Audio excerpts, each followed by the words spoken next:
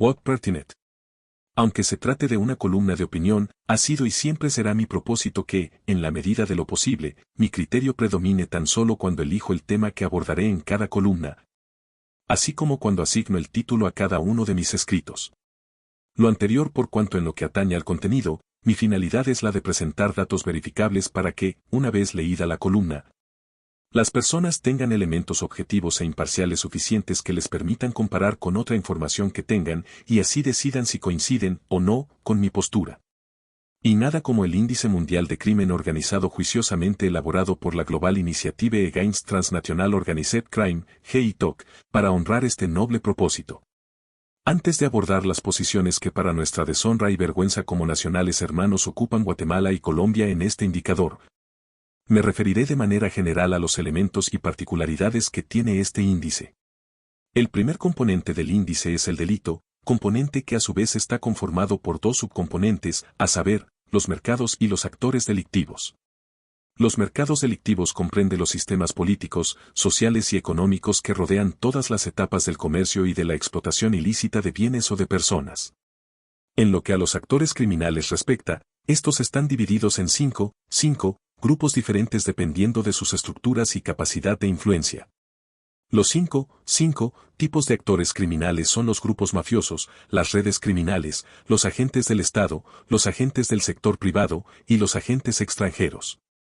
Tan complejo y ambicioso índice también tiene en cuenta la calidad y la eficacia que tienen las medidas implementadas por las diferentes autoridades y entidades de cada nación para enfrentar a la criminalidad. Y este indicador se ha denominado resiliencia. Al tiempo que la cifra de la delincuencia identifica las amenazas y su capacidad para delinquir. La puntuación de la resiliencia se ocupa de reflejar el tipo y eficacia de las medidas que las naciones tienen implementadas para hacer frente a las amenazas y alcances de aquello que la delincuencia ejecuta. La docena de indicadores considerados cuando de cuantificar la resiliencia se trata, son aquellos sobre los cuales se soporta, o se debe soportar, la sociedad para poder responder y vencer de manera puntual, efectiva y sostenible a la delincuencia organizada. Aunque hay otros muy interesantes elementos de análisis que hacen parte de este índice, requerirían de mucho espacio para ser incluidos y descritos.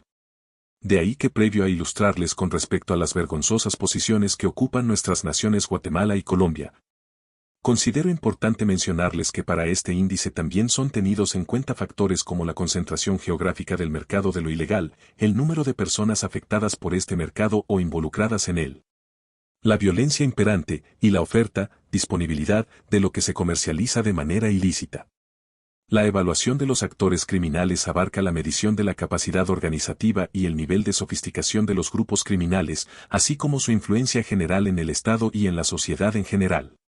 Con una indignación y vergüenza que como ciudadano de bien me convencen aún más de lo obligado que estoy a seguir en esta guerra frontal contra la impunidad con que desde la institucionalidad de nuestras bellas y potencialmente prósperas naciones viene cobijándose a la criminal y destructiva izquierda continental y global, debo enterarles que entre las 193 naciones del planeta evaluadas en cuanto a sus niveles de criminalidad, Guatemala ocupa el deshonroso puesto número 26 y Colombia ocupa el muy vulgar segundo puesto a nivel mundial. Aunque estas posiciones son deshonrosas, no son las únicas.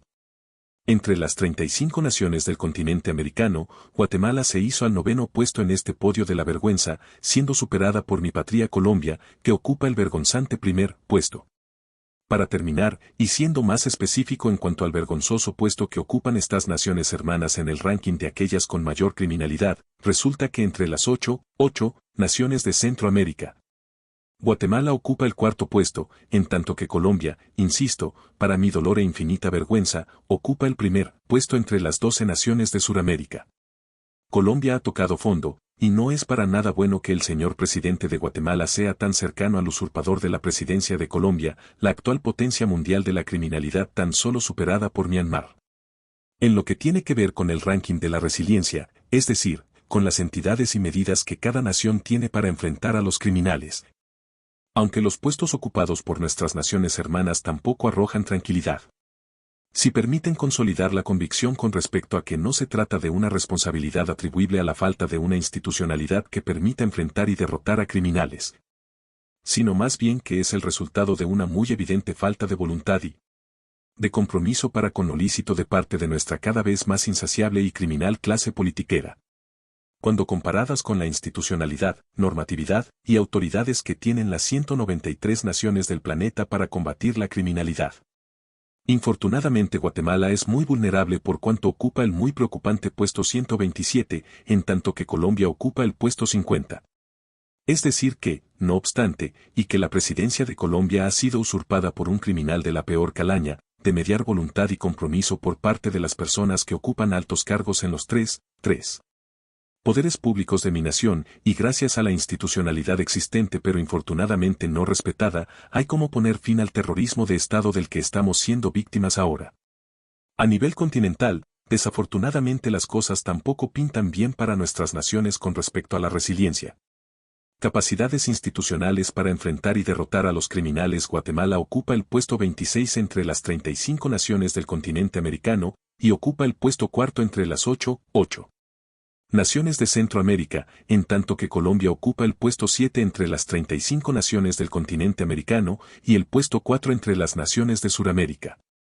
Un problema bien definido ya es medio problema resuelto, reza una muy sabia reflexión con la que coincido totalmente. Para el caso de la criminalidad en nuestras hermanas naciones iberoamericanas ha dado ejemplo Nayib Bukele, el señor presidente de El Salvador, cero impunidad. Criminales y sus cómplices, de todo y de cualquier pelambre, presos o dados de baja, y mucha cautela para con sus simpatizantes y defensores.